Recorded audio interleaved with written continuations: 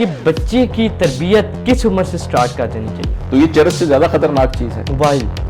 Obviously ही मतलब है जिस तरह चरस जो है आदत लग गई। चरस को तो बेटा जो बंदा इस्तेमाल कर रहा है वो उसको बुरा भी समझता है, ठीक है ना। वो तो ये भी समझता है ना कि ये बुरा है और उसको छोड़ना भी चाहता है। मोबाइल को तो बुरा भी नहीं समझते।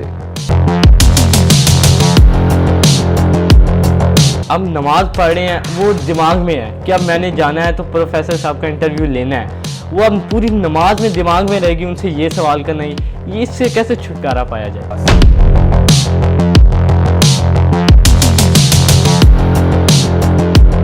बच्चा की बेटी से तुम्हारी शादी करनी है, मैंने तो अपनी बहन के बेटे से तुम्हारा या बहन ऐसे के बेटे को यही लेके मामला आना। है, यही मामला है। ऐसी सूरत में ये बहुत बड़ा एक इंडिविजुअल एडल्ट के ऊपर एक जुल्म है। सर मैं जब सोती हूँ ना तो मेरा दिमाग जागता है, ख्यालात आते रहते हैं, तो इसका क्या मसला है? आपने बताया था कि बच्चों को ना सेक्स एजुकेशन देनी चाहिए। आजकल तो कहीं भी नहीं दी जाती, किसी घर में भी नहीं दी जाती। एक बच्ची जो है उसके जिस्म में तब्दीलियां आनी शुरू हो जाती हैं जी। उसकी बॉडी स्ट्रक्चर चेंज होना शुरू हो जाते हैं, उसके अंदर ऐसे हार्मोन आ जाते हैं जिसकी वजह से उसको शर्म आती है, हया आती है और वो अपने आप को छुपाने की उसमें होती है। माँ के साथ बच्चे की अटैचमेंट बहुत स्ट्रांग होती है। आप देखें ना, बच्चा माँ के पेट से दुनिया में जन्म लेता है, वो उसके पार्ट का जिस्म का हिस्सा होता है। उसके बाद माँ उसको दूध पिलाती है, माँ उसका पेशाब पखाना साफ करती, ठीक है। कि हमारा जो एजुकेशन सिस्टम है इतना अच्छा है, इतना पैसा लगाया हुआ है लोगों ने यूनिवर्सिटी, फिर भी लोग बाहर पढ़ने के लिए क्यों जाते हैं? अच्छा कहाँ है?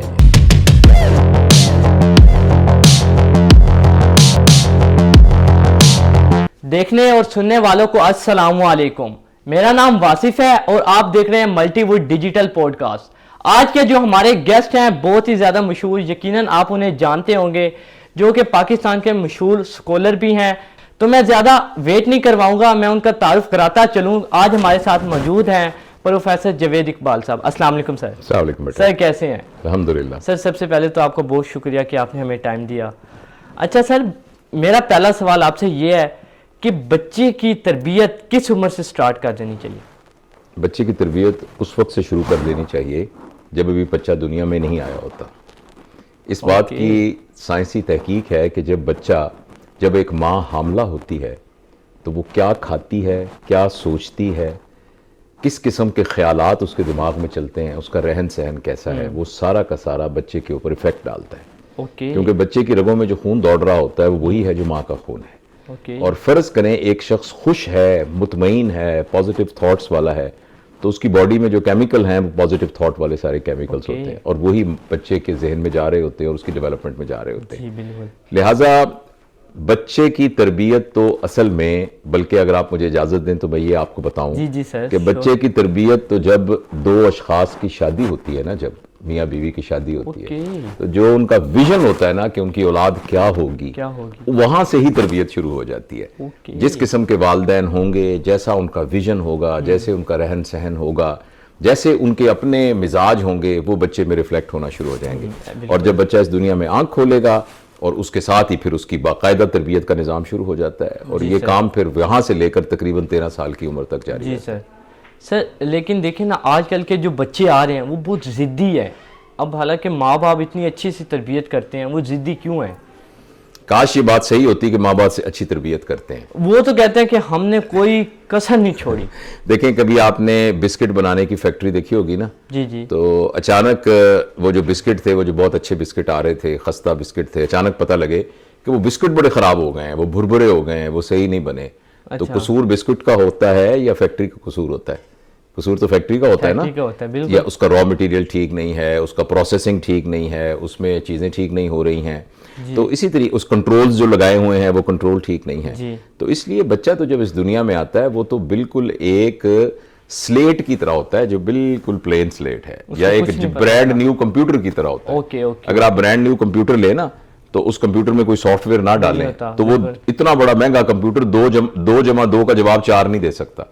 लेकिन जब आप उसमें सॉफ्टवेयर डालते हैं तो आप बड़े बड़े कॉम्प्लिकेटेड प्रॉब्लम उससे सॉल्व कर लेते हैं। तो जब बच्चा दुनिया में आंख खोलता है तो वो बिल्कुल एक स्पार्ट कंप्यूटर की तरह होता है। बिल्कुल ऐसे और आंख खोलते ही जो कुछ उसके इर्द गिर्द हो रहा होता है जी। वो जो है वो उसके तरबियत का एक हिस्सा बनता जाता है, उसके दिमाग का पैटर्न का हिस्सा बनता जाता है। बिल्कुल सर। अभी पिछले दिनों मेरे साथ एक कपल ने एक सेशन किया जी जी। अपने बच्चों के बारे में, तो उन्होंने कहा कि जी मेरे 3 बच्चे हैं और वो तीनों बहुत खौफजदा है। ओके। वो रात को अलग कमरे में सो नहीं सकते और रात को मेरे पास आ जाते हैं और कहते हैं अम्मी मैंने आपके साथ सोना है, अब्बा जी मैंने आपके साथ सोना है। जब टॉयलेट पे जाते हैं तो वो कहते हैं दरवाज़ा खुला रखने दें कि हमें डर है। तो मैंने उसका फर्दर हिस्ट्री ली, डिटेल पता चली, तो पता चला कि उनकी माँ को बचपन से डराया गया था।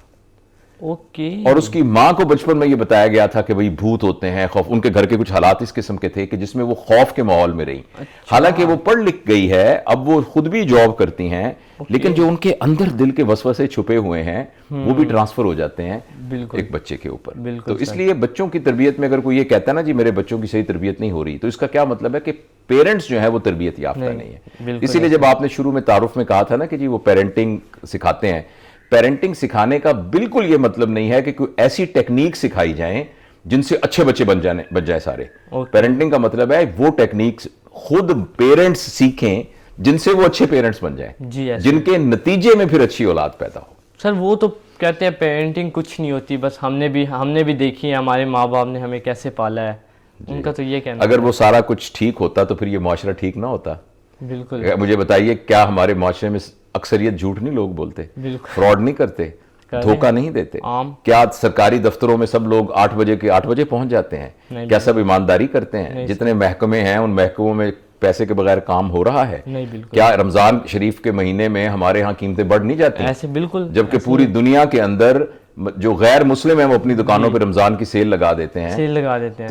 तो कभी खाने पे कभी आपने देखा है कि उन्हें नहीं सर, बड़ा रश होता है। वो कहते हैं खाना खुल गया है, तो अच्छे बड़े पढ़े लिखे लोग जो है एक दूसरे को धक्के दे रहे होते हैं। तो कहाँ है अच्छी तरबियत? आपको नजर आ रही है मुआशरे में कहीं अच्छी तरबियत? हाँ, अच्छा, तो गलतियां हुई हैं तो ये तरबियत ऐसी ही है। बिल्कुल ऐसी ही है सर। हर घर का मसला है कि बच्चे मोबाइल बहुत यूज़ करते हैं।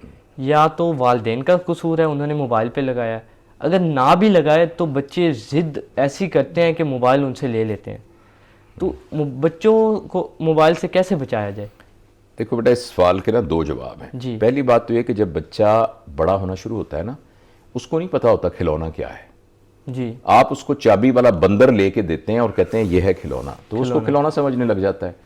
आप उसको मिट्टी का जो है घोड़ा लेके देते हैं तो वो उसको खिलौना समझना शुरू होता है। अगर आपको कुछ ना लेके दें तो वो आपके नाक को खिलौना समझेगा, इसके साथ खेलना शुरू कर देगा। वो इसके साथ खेलना शुरू कर देगा। बच्चे को तो हम बताते हैं ना ये खिलौना है, तो जो बच्चा है उसको मोबाइल तो हमने ही लेके दिया है जी। हाँ, ये बात मैंने कई दफा जिक्र किया है कि एक दफा एक खातून हमारे पास आई और आखिर उन्होंने वही बात की जो आपने की कि बच्चे मोबाइल नहीं छोड़ते। तो मैंने उनसे 2 सवाल किए। पहला सवाल ये किया कि आप ये बताइए कि आपके बच्चे की उम्र क्या है? उन्होंने कहा 5 साल। मैंने कहा आपके बच्चे का सोर्स ऑफ इनकम क्या है? उन्होंने कहा क्या मतलब? मैंने कहा आपका बच्चा पैसे कहां से कमाता है? उन्होंने कहा डॉक्टर साहब मजाक करते हैं, 5 साल के बच्चे का सोर्स ऑफ इनकम क्या होगा? मैंने कहा फिर उसने 35,000 का फोन कहां से लिया? वो कहती वो तो मैंने लेके दिया है। तो फिर इसका किसका कसूर है? एक तो मैंने आपसे ये सवाल पूछा उनसे। दूसरा मैंने ये सवाल पूछा कि आपके हाथ में 2 मोबाइल क्यों हैं? आप इस मोबाइल पे क्या करती हैं? आपका कोई बिजनेस है? कहते नहीं। मैंने कहा कोई आपकी जॉब है, यहां से आपको कॉल आनी है? कहती नहीं। मैंने कहा फिर आपने 2 मोबाइल क्यों पकड़े हुए हैं हाथ में? क्या जवाब दिया? तो अब आपने कुछ भी नहीं, उसको कोई जवाब नहीं था। तो जब माँ ने खुद 2 मोबाइल पकड़े हुए हैं और वो शिकायत ये कर रही है कि मेरा बच्चा मोबाइल नहीं छोड़ता, और माँ का उस मोबाइल की कोई यूटिलिटी नहीं है उसकी। देखे ना, मोबाइल किस लिए बना है? मोबाइल 2 कामों के लिए बना है। एक है कम्युनिकेशन जी। आप जब आ रहे थे लाहौर से तो आपने मुझे रास्ते में फोन करके कहा कि हम लेट हो गए हैं जी, तो हम 6:30 बजे आएंगे, थोड़ा सा लेट। तो कम्युनिकेशन हो गई ना, मुझे पता चल गया, मैंने अपना कुछ और काम कर लिया। कितनी जबरदस्त बात थी। फिर आपने मुझे पूछा कि अपने घर का मुझे बताइए किस जगह पर हमने आना है, तो आपने बिल्कुल घर के बाहर आके अपनी गाड़ी खड़ी की। बिल्कुल कम्युनिकेशन बहुत जबरदस्त। मेरी बहन रहती है उधर डबलिन में, मैं उसके साथ फौरन बात करता हूं। तो ये सब कम्युनिकेशन है। कम्युनिकेशन है। दूसरा इसका यूज है इंफॉर्मेशन। जैसे मैं डॉक्टर हूं, मैंने एक शख्स है, माँ है जो बच्चे को दूध पिलाती है, मैंने दवाई दी है, तो मैं ये देखना चाहता हूं कहीं ये दवाई दूध में सिक्रीट तो नहीं होती, तो मैं फटाफट लिखता हूं। कितनी जबरदस्त ये इन्वेंशन है, इंफॉर्मेशन और कम्युनिकेशन। हमने इसको यूज किया है एंटरटेनमेट के लिए जी। तो एंटरटेनमेंट का जो इसका इस्तेमाल है वो है डेंजरस। तो लिहाजा आपके सवाल का जवाब यह है कि बच्चों को हमने आदतें डाली हैं। नंबर 2, माँ बाप रोल मॉडल नहीं है। जो बाप खुद मोबाइल इस्तेमाल कर रहा है बगैर वजह के, जो माँ खुद इस्तेमाल कर रही है, वो अपने बच्चे को कैसे रोक सकती है? ऐसे बिल्कुल। तो ये बात है। लेकिन सर किसी बच्चे को मोबाइल की आदत हो गई है, उसको कैसे निकाला जा सकता है? आपके बच्चे को चर्स की आदत हो गई है, उसको कैसे निकाला जा सकता है? जिस तरीके से चर्स की आदत किसी को हो जाए तो आपके घर में आपको फिक्र हो जाता है, ऐसे ही है। आप उसके बारे में मेहनत करना शुरू कर देते हैं, उस बच्चे को टाइम देते हैं, उसको किसी के पास लेके जाते हैं, उसको कहते हैं इसकी मदद करें, उसकी नींद का मसला पैटर्न हल करते हैं। तो ये चरस से ज्यादा खतरनाक चीज है मोबाइल, ऑब्वियसली ही। मतलब है जिस तरह चरस जो है, चरस को तो बेटा जो बंदा इस्तेमाल कर रहा है वो उसको बुरा भी समझता है, ठीक है ना? वो तो ये भी समझता है ना कि ये बुरा है और उसको छोड़ना भी चाहता है। मोबाइल को तो बुरा भी नहीं समझते। तो जिस तरीके से किसी चीज की भी एडिक्शन को छुड़ाने के लिए आपको मेहनत करनी पड़ती है, अब एक बच्चा आपका चरस पीता है तो आप भी उसके सामने सूटा लगा रहे होंगे, तो उससे कैसे छुड़ा सकते हैं? तो अगर आपका बच्चा आदी बन गया तो अपने उसके सामने मोबाइल का इस्तेमाल बंद करें, उसके सामने फोन की घंटी नहीं बजनी चाहिए, डाइनिंग टेबल पर सबने हाथ में मोबाइल नहीं पकड़े होने चाहिए। फिर उस बच्चे को कोई ऑल्टरनेट एक्टिविटी देनी चाहिए। माँ बाप जो बहुत बिजी हैं उनको अपने बिजी होने को कम करके उस बच्चे को साथ चिड़ियाघर लेके जाना पड़ेगा, उनको पौधे साथ लगवाने पड़ेंगे, उनको तितलियां पकड़ने जाना पड़ेगा, उनको नहर पे लेके जाना, सैर करानी पड़ेगी, उनको जिम में लेके जाना पड़ेगा, प्लेग्राउंड में उनके साथ फुटबॉल खेलनी पड़ेगी, घर में बैठ के उनके साथ एक्टिविटीज करनी पड़ेगी। जब आप मोबाइल की ऑल्टरनेट एक्टिविटीज बच्चों को देंगे तो फिर बच्चा उनको मोबाइल छोड़ देगा। सर अब देखें ना, हर घर में मसला ये होता है, बच्चा तंग कर रहा है ना, माँ ने मोबाइल उसके हाथ में देना है, जा तो ये गलत बात है। ये सुकून का, वो समझती है कि मैं अब यानी सुकून में आ गई। बेटा यही पेरेंटिंग है ना, हम पेरेंटिंग में यही बात तो सिखाते हैं कि आपके बच्चे को 5 साल की उम्र में आपकी फिजिकल प्रेजेंस और फिजिकल यानी कंपेनियनशिप की जरूरत है। देखें एक बड़ा मैं फिक्रा आपके सामने बोल रहा हूं। जी सर। 5 साल से कम उम्र के बच्चे की तरबियत के लिए जो चीज चाहिए बुनियादी, वो है को लर्नर। को लर्नर यानी ऐसा शख्स जो उसके साथ लर्न कर रहा है। ओके। फर्ज करें एक बच्चा, आप उसको एबीसी सिखा रहे हैं तो मां भी साथ बैठी एबीसी सीख रही है। ये क्या है? ये ए है। ए से क्या होता है? ए से एप्पल। और क्या होता है ए से? और बताओ ए से क्या होता है? और ए से होता है एरोप्लेन। बिल्कुल, ये देखो ये एरोप्लेन की फोटो है। अच्छा, अब बच्चा क्या कर रहा है? को लर्नर चाहिए उसको, को लर्नर चाहिए। बिल्कुल। कभी भी आप बच्चे को खिलौना लेके दें और उसकी मां साथ बैठी हो, बच्चा खिलौने से खेलता रहेगा। जी सर। अगर मां उठ के चली जाए, बच्चा खिलौना छोड़ देगा। कभी आप इसको आजमा के देख लीजिए। इसलिए कि बच्चे को हमेशा को लर्नर चाहिए होता है। बिल्कुल ऐसे ही। अच्छा, जब बच्चा 5 साल से ज्यादा उम्र का हो जाता है तो फिर उसको मेंटोर चाहिए होता है। मेंटोर वो होता है कि जिसके साथ दिल की सारी बात की जा सकती है, जिसके जो उसको मशवरा देने के लिए मौजूद होता है, यानी एक बहुत ही मेहरबान दोस्त जो बड़ा भी हो। तो माँ बाप जब तक 5 साल से कम उम्र के बच्चे के साथ को लर्नर वाला एटीट्यूड नहीं रखेंगे तो इसी तरह की हरकतें होंगी कि वो मोबाइल देखेगा, वो गलत कंपनी में जाएगा, वो बुरी चीजें देखेगा, उसकी आदतें खराब होंगी, उसका पढ़ाई में दिल नहीं लगेगा, उसको इज्जत एहतराम नहीं आएगा, उसको रिलेशनशिप की केयर नहीं होगी। और इसी तरह जब बच्चा बड़ा होगा तो उसको मेंटोर चाहिए, जैसे एक ऐसा दोस्त जो उसके दुख को समझता है, उसके प्रॉब्लम को समझता है। तो ये बेसिक प्रिंसिपल है और यही पेरेंटिंग है और ये माँ बाप को सिखाना बहुत जरूरी है अगर हम अपनी सोसाइटी में चेंज ला सकते हैं। माँ का ज्यादा कसूर है या बाप का? दोनों का ही बेटा। बच्चे के नजदीक तो दोनों एक यूनिट ही होते हैं। ओके। अलबत्ता यह है कि कुछ अरसे बाद बच्चे को समझ में आ जाता है कि घर के अंदर कुछ रोल डिफाइंड है। वालिद को कुछ अरसे के लिए जाना पड़ता है क्योंकि वो रोजगार के लिए जा रहे हैं। माँ का ये रोल है, बाप का ये रोल है, मगर हैं दोनों तरबियत में दोनों एज अ यूनिट ही काम करते हैं। लेकिन अगर आप ये क्वांटिटी वाइज कहें कि किसका ज्यादा है तो मां के साथ बच्चे की अटैचमेंट बहुत स्ट्रांग होती है। आप देखिए ना, बच्चा मां के पेट से दुनिया में जन्म लेता है, वो उसके पार्ट का जिस्म का हिस्सा होता है। उसके बाद मां उसको दूध पिलाती है, मां उसका पेशाब पखाना साफ करती है, मां उसको हर वक्त अपने साथ चिपका के रखती है। तो बच्चे की जो एफिलिएशन मां के साथ होती है वो बाप की निस्बत बहुत ज्यादा होती है। ओके सर, क्या वालिदैन को बच्चों को डांटना चाहिए? किसी के सामने अगर डांट दे तो क्या ये सही है? मुझे आप ये बताइए कि अगर मैं आपसे उम्र में बड़ा हूं, काफी बड़ा हूं, ज़ाहिर है आपके वालिद की उम्र का हूंगा, जी, मैं किसी बात पर आपसे भी गलती हो जाए जी, आप मुझसे क्या तवक्को रखेंगे? मैं आपको डांटूं जी या मैं आपको प्यार से समझाऊं? नहीं, वैसे आपसे प्यार से समझाने नहीं, किसी के बारे में भी देखो, कोई भी शख्स बड़ा एडल्ट जो है वो डांट को बर्दाश्त ही नहीं करता। वो डांट को अपनी बेइज्जती समझता है, बेइज्जती समझता है ना। तो एक बच्चा बेइज्जती क्यों नहीं समझता? हम ये क्यों समझते हैं कि हम चूंकि बड़े हैं लिहाजा हमें इस बात का इख्तियार है कि हम अपने बच्चे को जो मर्जी कह दें। तो डांटने की तो देखो, डिसिप्लिन करना और बात है, उसको उसकी गलतियों की निशानदेही करना और बात है। अगर फर्ज करें उससे कोई ग्रॉस गलती हुई है तो उसकी निशानदेही करना और बात है। उस बच्चे से ये पूछना कि बेटा आप उस वक्त सबके सामने आपने खड़े होकर पेशाब क्यों कर दिया, तो मैं जरा आपसे पूछना चाहता हूं। देखे ना, एक बच्चा आपके सामने मेहमान आए, पेशाब करना शुरू कर दिया आपने, तो और बच्चा 3 साल का था, 4 साल का था। अच्छा, अब यह है कि उस बच्चे से इस एक्ट के बारे में दरियाफ्त करना, दरियाफ्त करके उसको एक पॉजिटिव एटीट्यूड बताना, उसको बताना कि बेटा इसके क्या नुकसानात हुए, ये क्यों नहीं करना चाहिए, इसकी क्या लिमिटेशन है, ये तो बिल्कुल दुरुस्त है। बिल्कुल। लेकिन डांटने से हमें सारी ह्यूमन साइकोलॉजी और खासतौर पे चाइल्ड साइकोलॉजी ये बताती है कि बच्चे पर किसी किस्म की तरबियत में पॉजिटिव इफेक्ट नहीं होता। ओके। और अगर होता भी है, बाज़ का डांट से हो जाता है कि थप्पड़ पड़ेगा, जिसको हम एक्चुअली पावलोव्स प्रिंसिपल कहते हैं ना, कि किसी को आप नेगेटिव रीइंफोर्समेंट या पॉजिटिव रीइंफोर्समेंट करते हैं। जैसे वो एक काम सिखाते हुए ना, वो हाथ पे वो जो छोटे को पाना मारता है मिस्त्री, बिल्कुल, और वो कहता है, तो उसको याद हो जाता है कि आइंदा मैंने ये गलती नहीं करनी। अगर ये रोल है भी सिखाने का, तो ये इसकी कीमत पता क्या है? इसकी कीमत ये है कि वालिदैन से उसका रिलेशनशिप जो है वो कमजोर हो जाता है। ओके। और वालिदैन के साथ बच्चे का रिलेशनशिप कमजोर हो जाना एक्चुअली ज्यादा खतरनाक है बनिस्बत ये कि वो कोई तरबियत हासिल कर ले। बिल्कुल। क्योंकि अल्टीमेटली वालिद और वालिदैन के साथ मोहब्बत के रिलेशनशिप ने ही एक बच्चे की शख्सियत को निखारना होता है और बनाना होता है। जी सर, बिल्कुल। तो ये मेरा ख्याल है सर, बहुत अच्छा ख्याल है। अच्छा सर, आपकी एक वीडियो मैंने देखी थी, वो बहुत ही ज़्यादा मिलियंस में वायरल थी। आपने बताया था कि बच्चों को ना सेक्स एजुकेशन देनी चाहिए। आजकल तो कहीं भी नहीं दी जाती, किसी घर में भी नहीं दी जाती। मुझे बताओ बेटा, अब आप नौजवान हो जी, क्या एक नौजवान के लिए ये चैलेंज नहीं होता कि जब उसके हार्मोन ज़्यादा हो रहे होते हैं, जब वो ग्रो कर रहा होता है, उसका जिस्म की ज़रूरतें चेंज होनी शुरू होती हैं, उसकी दाढ़ी आनी शुरू हो जाती है, वो अपने अंदर फिजिकल चेंजेस महसूस करता है, उसके अंदर केमिकल चेंजेस महसूस करता है। इसी तरह एक बच्ची जो है, उसके जिस्म में तब्दीलियां आनी शुरू हो जाती हैं, उसकी बॉडी स्ट्रक्चर चेंज होना शुरू हो जाते हैं, उसके अंदर ऐसे हार्मोन आ जाते हैं जिसकी वजह से उसको शर्म आती है, हया आती है और वो अपने आप को छुपाने की उसमें होती है।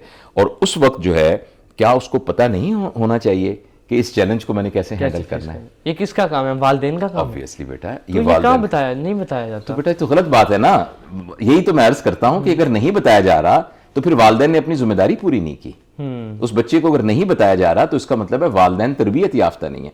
इसीलिए मैंने 6-7 साल मेहनत करके एक पेरेंटिंग का कोर्स डेवलप किया। पता नहीं आपके इल्म में है कि नहीं, तो मैंने एक पेरेंटिंग का कोर्स डेवलप किया है कि जो कि मेरी वेबसाइट जो है profdrjaved.com prof.dr.javed.com पर अवेलेबल है। तो उसके अंदर मैंने यही बातें बताने की कोशिश की है। देखिए ना, आप एक बच्चा है, उस बच्चे को आप बढ़ा रहे हैं, बिल्कुल, अब वो माशरे में आएगा। क्या वो सिर्फ और सिर्फ उसकी तरबियत का मतलब यह है कि वो पैसे कमाने की मशीन बना कि नहीं बना, उसको नौकरी मिली कि नहीं मिली, उसके घर पैसे आते हैं? इसके अलावा क्या उसकी लड़ाई हो जाए तो उसने कैसे हैंडल करना है, वो किसी का खामद होगा उसने कैसे हैंडल करना है। अच्छा, अगर फर्ज करें उसको कोई मुश्किल हालात आए तो उसको कैसे हैंडल करना है, फिर वो अपनी बीवी के साथ अपने रिलेशनशिप कैसे रखेगा, अपनी सास के साथ, ससुर के साथ, अपनी जो होती हैं, क्या होती हैं उनको, सालियां साले, अच्छा, उनकी मौजूदगी में अपनी बहनों के साथ रिलेशन कैसा रखेगा। तो ये सारी की सारी स्किल्स हैं जो कि सोशली एक बच्चे को सिखाने की जरूरत है। और दूसरी बात यह कि अगर आप अपने बच्चे को जिनसी जरूरियात के बारे में सही कॉन्सेप्ट नहीं देंगे तो वो बच्चा किससे सीखेगा? बाहर से। वो फिर एक क्लास के बदमाश लड़के से सीखेगा। ओके। जो उसको ऐसे तजुर्बात से गुजारेगा कि जो वालिदैन को अगर पता लग जाए तो वालिदैन जो है वो अपना सर पीट के बैठ जाए। बिल्कुल। और आप सब मतलब हम सारे उस फेज में से गुजरे हैं, हम सबको पता है कि क्लास के अंदर एक बदमाश सा लड़का होता है। वो जो है वो सारे वही है जो सिगरेट पिलाता है, वही है जो सारी इस तरह की गंदी गंदी बातें बताता है, गंदी तस्वीरें दिखाता है। तो अगर इस बच्चे को पहले ही इस वैल्यू के साथ कि क्या सही है क्या गलत है, देखो ना, खाना खाना हमारी जरूरत है ना, खाना खाना हमारी जरूरत है, और ये बहुत ही पुरलुत्फ किस्म का काम है खाना खाना। आप खाना खाते हैं, आपको बड़ा सुकून आता है, इससे आपकी बॉडी के अंदर बहुत जबरदस्त तवानाई आती है। लेकिन खाना खाने पर एक लिमिटेशन है।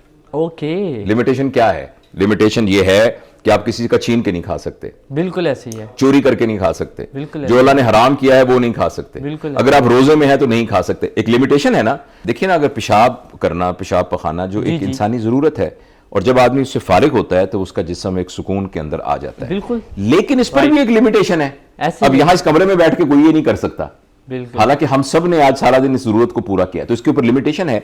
इसी तरह जो इंसान की एक जिनसी जरूरत है, बच्चे को यह बताने की जरूरत है कि यह भी उसी तरीके से एक फिजियोलॉजिकल काम है।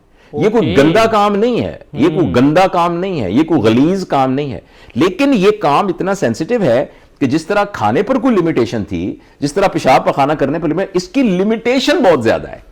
बिल्कुल। अदरवाइज ये गलत चीज नहीं है, मगर इसकी एक लिमिटेशन है। उसके लिए अल्लाह ताला ने यह कहा है कि आप इस एक्टिविटी को उसके साथ कर सकते हैं जिसके साथ आपका निकाह हो जाए, जो आपकी वाइफ हो उसके साथ। तो इस तरीके से छोटे बच्चों को ही देखना, बच्चा इस बात की लिमिटेशन को समझता है कि बेटा खाते वक्त चप टप टप टप टप ऐसे नहीं करना। बिल्कुल। अच्छा, खाते वक्त जो है आपने हाथ धो के खाना है। अच्छा, खाना खाने के बाद आपने अल्हम्दुलिल्लाह कहना। खाने से तो भाई हम बच्चों को सिखाते हैं, हम बच्चे को नैपी की ट्रेनिंग देते हैं कि यहां नहीं करना, वहां नहीं करना। तो इसी तरीके से जिनसी तरबियत को अगर हम एक नॉर्मल फिजियोलॉजिकल फिनोमेना के तौर पे बच्चे को बताएंगे तो बच्चा जब उसका एक्सपोजर होगा तो उसके लिए कोई अचंबा नहीं होगा। बिल्कुल। उसके लिए कोई खास एक्साइटमेंट नहीं होगी। और उसकी एक्साइटमेंट अगर होगी भी तो वो उन्हीं रिलेशंस के साथ होगी जो कि उसके लीगल रिलेशनशिप। बिल्कुल ऐसे। तो इसलिए सिखाना बहुत आसान है। मैंने अपने चैनल पर दो बच्चों को बिठाकर, जो हमारे बच्चे थे दो, एक बेटा और बेटी, मेरी एक अजीजा हैं, उनके बच्चे थे, उनको मैंने बिठा के पूरा एक सेशन रिकॉर्ड किया है। ओके। जो कि अवेलेबल है, कि उसका adult education professor Javed Iqbal लिखे, तो उसमें मैंने डेमोन्स्ट्रेट किया, यूट्यूब के ऊपर है। मैंने एक पूरा डेमोन्स्ट्रेट किया है कि आप अपने बच्चों को किस तरीके से ये सिखा सकते हैं। एक बोर्ड रख के मैंने सारा इस तरीके से समझाया है जिस तरीके से आप बायोलॉजी की कोई क्लास सिखाते हैं। देखें, इस बच्चे को आप सिखाते हैं ना कि ये फेफड़े हैं, यहां हवा आती है, यहां सांस आती है, ये दिल है, ये धड़कता है। तो इसी तरह जिनसी ऑर्गन्स की तस्वीर बनाकर बिल्कुल इस तरह जैसे आप बायोलॉजी को पढ़ाते हैं, इस तरीके से आप बच्चों को बहुत आराम से ये समझा सकते हैं। और ये मैंने एक डॉक्यूमेंट किया है, जो इंटरेस्टेड हो उसको देख सकता है। सर बिल्कुल। अच्छा सर, कुछ लोगों को ना गुस्सा बहुत ज़्यादा आता है। आपने देखा होगा कि कुछ लोग जज्बाती हो जाते हैं, तो वो कैसे कंट्रोल कर सकते हैं? कोई ऐसी टिप दे दें हमें गुस्से के ऊपर। देखो बेटा, गुस्सा जो है ना, वो तमाम नेगेटिव जज्बे की एक्सट्रीम का नाम है। कोई भी नेगेटिव जज्बा ना, आप मसलन सोचें, मसलन जेलसी एक नेगेटिव जज्बा है, नफरत एक नेगेटिव जज्बा है, और इसी तरीके से कीना एक नेगेटिव जज्बा है। अच्छा, सुपीरियरिटी कॉम्प्लेक्स एक नेगेटिव जज्बा है, खौफ एक नेगेटिव कैफियत है। इन सब की जब एक्सट्रीम होती है ना तो ये गुस्से में कन्वर्ट हो जाती है। ओके। हर किसी चीज की भी ये गुस्से में कन्वर्ट हो जाती है। तो लिहाजा गुस्सा जो है वो एक्चुअल नहीं है, वो कॉन्सिक्वेंस ऑफ अ थॉट है। हमारा जो थॉट है ना, जो हमारी जैसी हमारी थॉट होगी वैसे हमारे जज्बात होंगे। अगर हमारी थॉट नेगेटिव होती है ना तो हमारे जज्बात नेगेटिव होते हैं, और नेगेटिव जज्बात जब एक खास हद को क्रॉस कर जाएं तो वो गुस्से में कन्वर्ट हो जाते हैं। गुस्से को आप कंट्रोल नहीं कर सकते, गुस्से को आप चेंज नहीं कर सकते आप, क्योंकि कर सकते हैं। देखो, ये साया है ना, ये ऑब्जेक्ट है, इसका एक साया है जी। आप साये को लंबा और छोटा नहीं कर सकते, आप ऑब्जेक्ट को लंबा और छोटा कर सकते हैं। अगर ये ऑब्जेक्ट छोटा हो जाएगा तो साया भी छोटा हो जाएगा, अगर ये लंबा हो जाएगा तो ऑब्जेक्ट भी। तो जो हमारा थॉट प्रोसेस है ना, उस पर मेहनत करके हम अपने थॉट को अगर चेंज कर देंगे तो हमारे जो गुस्सा है वो कन्वर्ट हो जाएगा पॉजिटिव के अंदर। तो लिहाजा गुस्से को खत्म करने के कुछ तो शॉर्ट है ना, गुस्सा आए तो क्या करना है जी सर। लेकिन असल बात यह है कि गुस्से के लिए हमें अपने थॉट प्रोसेस पर मेहनत करने की जरूरत है जी। हमारे थॉट, हमारे ख्यालात जब हमारे कंट्रोल से निकल जाते हैं, देखो मेरा हाथ जो है ये मेरे कंट्रोल में है, बिल्कुल ऐसे। अगर ये मेरे कंट्रोल से निकल जाए और ऐसे आपके मुंह पे लग जाए बिल्कुल तो एक गलत हो गई ना बात जी। बिल्कुल। तो जिस तरह हाथ का कंट्रोल करना ये मेरी रिस्पॉन्सिबिलिटी है। फर्ज करें मैं ऐसे आपको खुदा ना खासा थप्पड़ लगा दूं और आप मुझे अदालत में ले जाएं, तो मैं ये नहीं कह सकता कि मेरा हाथ तो जी मेरे कंट्रोल में नहीं था। वो कहेंगे आपका हाथ था, आपके कंट्रोल में था, मेरी जबान मेरे कंट्रोल में है, अगर मैं कुछ कहूंगा तो एक्चुअली मैं जिम्मेदार हूंगा। हम ये कैसे कहते हैं कि थॉट मेरे कंट्रोल में नहीं है? जी सर। तो थॉट को कंट्रोल करने की एक बाकायदा टेक्निक है, बाकायदा मेहनत है। वो है अपने आप पर फोकस करना, मेडिटेट करना, अपने आप को समझना, लफ्जों को ना पकड़ना। जैसे आपने कोई भी लफ्ज मुझे कहा तो लफ्जों को नहीं पकड़ना, आप मुझे क्या कहना चाहते हैं उसके बारे में गौर करना। खुद जो है फीलिंग को पहले ना लेके आना, अकल को पहले लेके आना। तो अब ये मुख्तसर वक्त में बताना मुश्किल है, लेकिन एक पूरी एक्सरसाइज है। बाय द वे इसका भी हमने एक कोर्स जो है ना अपनी वेबसाइट पर लॉन्च किया। अच्छा सर, ये कोर्सेज फ्री है? नहीं, इनके थोड़े से चार्जेस हैं इसके। Okay. हाँ, वैसे इन सब के बारे में मेरे YouTube चैनल के Free अंदर पड़े हैं। हजारों वीडियोस फ्री पड़ी हुई हैं। वो तो मैंने आप देखी गुस्सा है। लिखेंगे फ्री बिल्कुल होंगी, ऐसे। लेकिन उनको एक कंसाइज्ड फॉर्म के अंदर करने के लिए उसके कुछ नॉमिनल से चार्जेस हैं। ठीक है। तो जो फ्री देखना चाहता है वो YouTube के अंदर जाके देख सकता सीख है, सकता है यानी देख कि सकता है। बिल्कुल। जी जी, वो अवेलेबल है, मतलब उनके छोटे छोटे टुकड़ों में। लेकिन जब आप उसको ऑर्गेनाइज करके किसी फॉर्मुलेट फॉर्म में करते हैं तो जाहिर है उसकी थोड़ी सी कॉस्ट आ जाती जी, है। बिल्कुल। तो इसमें जो है हमने ये बात देखें ना, आप फिल्म देखने जाते हैं, आप उसकी टिकट लेते हैं ना, बिल्कुल ऐसे ही है ना। हाँ, आप ये एक बर्गर खाने जाते हैं, एक चीज लेते हैं ना, आप अपने गुस्से को चेंज करना चाहते हैं जो कि आपकी जिंदगी पे इंपैक्ट, और आप ये पूछते हैं फ्री है कि नहीं है। ऐसे ही है। तो इस तरह ना इल्म के बारे में हम अमूमन हमारे जहन के अंदर ये होता है कि जो शख्स इस सारी मेहनत का अगर कुछ मुआवजा लेता है तो वो मुआवजा क्यों ले रहा है, क्यों ले है ना, ये बात है। तो बहरहाल मैं गुस्से के बारे में ये कह रहा था, तो ये लर्न किया जा सकता है, अपने जज्बात को काबू करना लर्न किया जा सकता है। तो आप मेरी वो वेबसाइट जो है उसके ऊपर एंगर मैनेजमेंट का कोर्स अवेलेबल है, और वो सेल्फ लर्निंग है। थोड़ा सा आदमी गौर करता है तो एक समझदार आदमी अपने इस गुस्से पर काबू पा सकता है। बिल्कुल ऐसे ही है। अच्छा सर, अभी बात हुई थी कि इल्म खरीदने जाते हैं, अक्सर लोग है महंगी से महंगी टीवी लगा लेंगे, महंगी से महंगी कोई भी आर्टिकल, कोई भी चीज़ है ना ले लेंगे, लेकिन जब बुक्स कोई लेनी होगी ना उसकी प्राइस सुन के हैरान रह जाते हैं कि ये 2000 की है। तो ये क्यों, हालांकि वो उससे काफ़ी नॉलेज जाना है, ये हमारे दिमागों में क्या डाला गया है, ये बुक किताबों दिमाग में नहीं बेटा डाला गया, असल में ना हमारी जिंदगी गुजारने की ना तहें हैं ना, लेयर्स हैं। इंसान जो है, जैसे जानवर जो है ना, वो एक ही सतह पर जिंदगी गुजारता है। जितनी बकरियां हैं ना, उनका इंटेलेक्चुअल लेवल एक ही है, जो भी लेवल है दुनिया में जितनी बकरियां आज तक आई हैं उनका इंटेलेक्चुअल लेवल एक ही है, सिवाय उन बकरियों को जिनको शायद सर्कस में थोड़ा सा सिखाया जाता है। असल में सिखाया नहीं जाता, सिधाया जाता है। They are not trained, they are tamed. ठीक है ना, उनको सिधा लेते हैं, यानी उनको कुछ बातों का हम सिधाना कहते हैं ना, कि भी उसको इस सीधा चलना सिखा दिया, स्टूल पे बैठना सिखा दिया, कुछ सिधा दिया उनको, लेकिन उनको सिखाया नहीं, उसको सिधाना कहते हैं। अच्छा, लेकिन यह है कि इंसान जो है वो सारे एक तरह से नहीं होते। इंसान की जिंदगी गुजारने की मुख्तलिफ जहतें और तहें होती हैं। ओके। तो जो इंसान की जिंदगी गुजारने की सबसे नीचे वाली तह है ना, उसको हम लस्ट कहते हैं, मजा। कि इंसान मजे के ऊपर जिंदगी, जो चीज मजेदार है मैंने वो करनी है, चाहे वो जिनसी मजा है, चाहे वो खाने का मजा है, चाहे वो सोने का मजा है, चाहे वो गंदी बात मुंह से निकालने का मजा है, चाहे कोई नशे का मजा है। तो इस लेवल पर जब जिंदगी इंसान गुजार रहा होता है तो उसके नजदीक हायर थॉट्स की वैल्यू नहीं होती। बिल्कुल। मजे के बाद जो दूसरा लेवल है वो डिजायर है, जिसमें आदमी का जो दिल चाहता है वो करता है। ये जो सारी चीजें हैं, इल्म से मोहब्बत, किताबों से मोहब्बत, रिलेशनशिप की value, higher purpose of life, जिंदगी का कोई मकसद होना, जिंदगी को दूसरों के लिए मुफीद बनाने की कोशिश करना, ये इंसानी लेवल पर, हायर लेवल पर आता है। तो जब इंसान की अपनी सतह उस लेवल पर नहीं होती तो उसके लिए फिर एक बर्गर 800 रुपए का खाना जो है वो ज्यादा मजा देता है बनिस्बत एक 400 रुपए की किताब पढ़े जो कि उसकी चीजों को। बिल्कुल ऐसे। हाँ, तो इसमें बात ये नहीं है कि इंसान पैसे खर्च नहीं कर सकता, वजह यह है कि उसके लेवल को ऊपर ले जाने की जरूरत है। और इसमें भी है कि हमारे घरों के अंदर ना, आप देखें ना, हमारे घरों में किताबों का रवाज ही नहीं है। नहीं है, बिल्कुल नहीं है। हमारी एक मुझे अच्छी तरह याद है, जब मैं छोटा सा था तो सालगिरह पर ईद के दिन हमारे अजीज, या मैं जब कभी क्लास में किसी को पास हुआ, को फर्स्ट आया, तो अजीजों अकारब तोहफे में किताबें दिया करते थे। ओके। और स्कूलों कॉलेजों में कहीं इनाम मिलता था तो किताबें होती थी। अब स्कूलों कॉलेजों में ट्रॉफियां मिलती हैं, शील्डें मिलती हैं।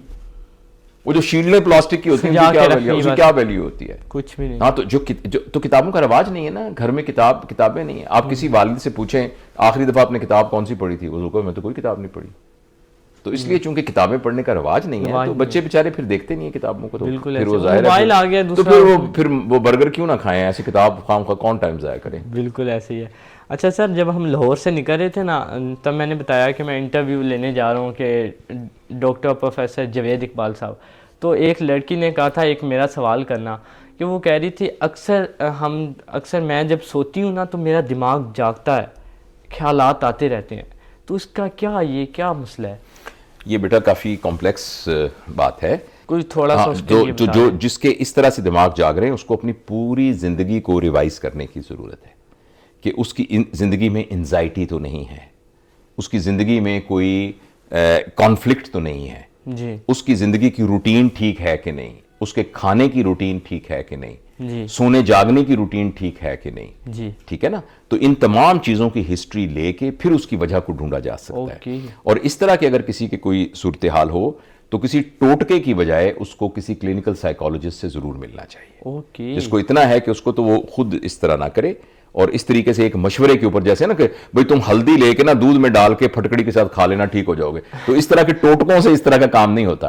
तो उस लड़की को मैं, ये बेटी को ये कहना चाहता हूं कि वो किसी क्लिनिकल साइकोलॉजिस्ट से मिले, वो उनका पूरा एक एनालिसिस करेंगी और करके उनकी पूरे लाइफ पैटर्न को देखकर हो सकता है बगैर दवाई के ही उसको ठीक कर दे, हो सकता है उसको दवाई देनी पड़े। जी सर, ऐसे ही है। अच्छा सर, एक घर में ना मसला था कि वालिदैन ना बेटी पे प्रेशर डाल रहे थे उसकी शादी के हवाले से। वो जब भी हर वीकेंड पे घर जाती है तो वो डिप्रेस हो जाती है, वो बात होती है ना तो वो उधर नहीं करना चाहती, वो कहती भी है लेकिन वही बात हो जाती है और वो मरने वाली हालत होती है उसकी, वो खुदकुशी करने की हालत उसकी होती है। देखो बेटा, जब बच्चा 13 साल की उम्र से ज़्यादा हो जाता है ना, तो वो एक एडल्ट बन जाता है जी, और वो अपनी ज़िंदगी के बारे में अपने फैसले खुद करने का मुख्तार होता है। ओके। और जो वालिदैन होते हैं, वालिदैन को अपने पेरेंटिंग स्टाइल को बच्चे की बढ़ती हुई उम्र के साथ चेंज करना बहुत ज़रूरी है। ओके। और बच्चों को ये बहुत समझना ज़रूरी है कि अब ये बच्चा अपने फैसले खुद करने का मुख्तार है। मैं इस बात का बिल्कुल हामी नहीं हूं कि आप बच्चों को इतनी आज़ादी दे दें कि वो वालिदैन से मशवरा भी ना करें। मैं ये नहीं कह रहा कि वालिदैन से मुशावरत ना करें, लेकिन क्योंकि वालिदैन उसका नफ़ा नुकसान बेहतरी जानते हैं और उससे मोहब्बत भी करते हैं, लेकिन ज़रूरी नहीं है कि वालिदैन मोहब्बत की बुनियाद पर ही फैसले कर रहे होंगे।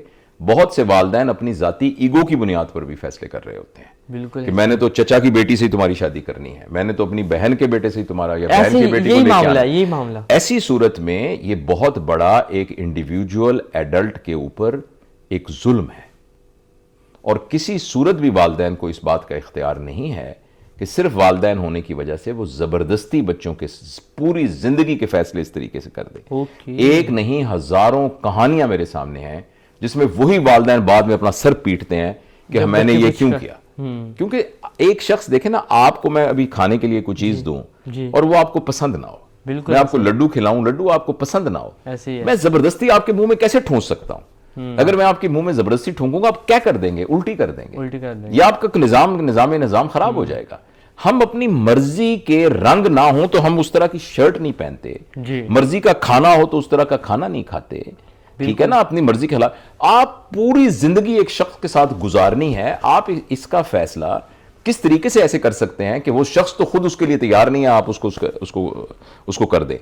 तो ऐसी सूरत में वालिदैन को अल्लाह हिदायत दे और उनको ये बात समझनी चाहिए। आती है जब लड़की कुछ कर जाती है। लेकिन ये है कि वो लड़की जो है उसके, मैं तो पता नहीं, वो बच्ची बेचारी जब इस माहौल में हुई है तो पता नहीं वो कैपेबल है कि नहीं है कि तो मैं ये नहीं कहता कि वालिदैन से वो बदतमीजी करे या वालिदैन के सामने रूड हो जाए या इस तरह का कोई कदम उठाए जो कि शर्मिंदगी का बायस हो, मैं ये तो बिल्कुल नहीं कहता। लेकिन वो बच्ची अपने फर्म तरीके से अपने वालिदैन को ये बात क्लियर करे, फर्म तरीके से उनको कहे कि क्या तरीका है, यही कि उनकी अदब का ख्याल रखते हुए कहे कि लेकिन वालिद अब्बा जी, मैंने ये मानना नहीं है, मैंने ये करना नहीं है जी। क्योंकि जब आप वो मुझसे पूछेंगे ना तुम्हें कबूल है तो मैंने वहां कह देना नहीं कबूल है, इसलिए आप ये ना करें। लेकिन मैं आपकी बहुत इज्जत करती हूं, मैं आपकी बहुत अदब करती हूं, मैं आपके सामने गर्दन झुकी हुई है मेरी, लेकिन ये मेरी जिंदगी का फैसला है, ये इसके अंदर मैं बहुत माफी चाहती हूं, मैं आपसे हाथ भी जोड़ती हूं।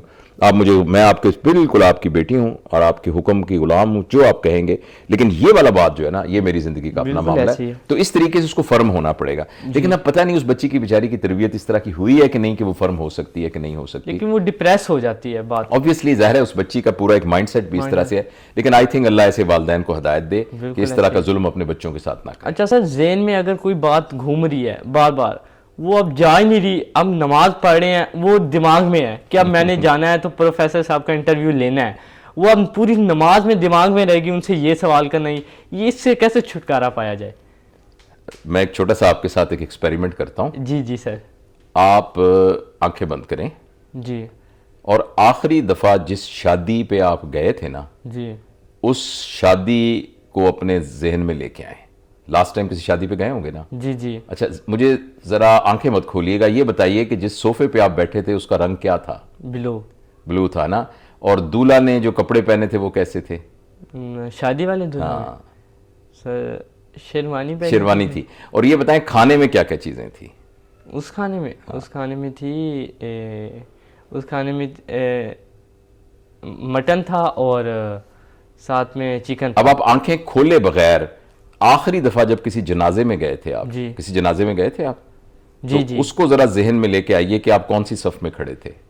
पहली सब पहली सफ में खड़े थे जी। और गर्मी थी या सर्दी थी?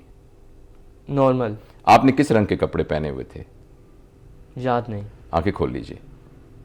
जिस वक्त आप शादी तो नहीं इस वक्त हो रही, जी लेकिन आप जब उस मंजर पे गए हैं, क्या आपके जहन में कोई ख्याल आ रहा था और कोई?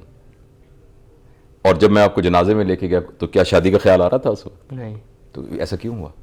क्योंकि मैंने सिर्फ आपकी मदद ये की है कि जैसे इस पूरे कमरे में बिल्कुल अंधेरा करके एक जगह पर मैंने स्पॉटलाइट डाल दी है, तो उस स्पॉटलाइट में आपको सिर्फ वो शादी वाली, आपको सोफे का रंग भी याद आ गया, आपको खाने का जायका भी याद आ गया, आपको शेरवानी भी याद आ गई, आपको यह भी याद आ गया कि आप पहली सफ में खड़े थे, इसलिए कि आपने इंटेंस फोकस किया। तो फोकस करना एक एबिलिटी है। ओके। जिस वक्त हमें ख्याल आ रहा होता है ना, तो हम जो कर रहे होते हैं उस पर फोकस नहीं कर रहे होते, नहीं कर रहे होते। तो वो फोकस करना सीखना पड़ता है।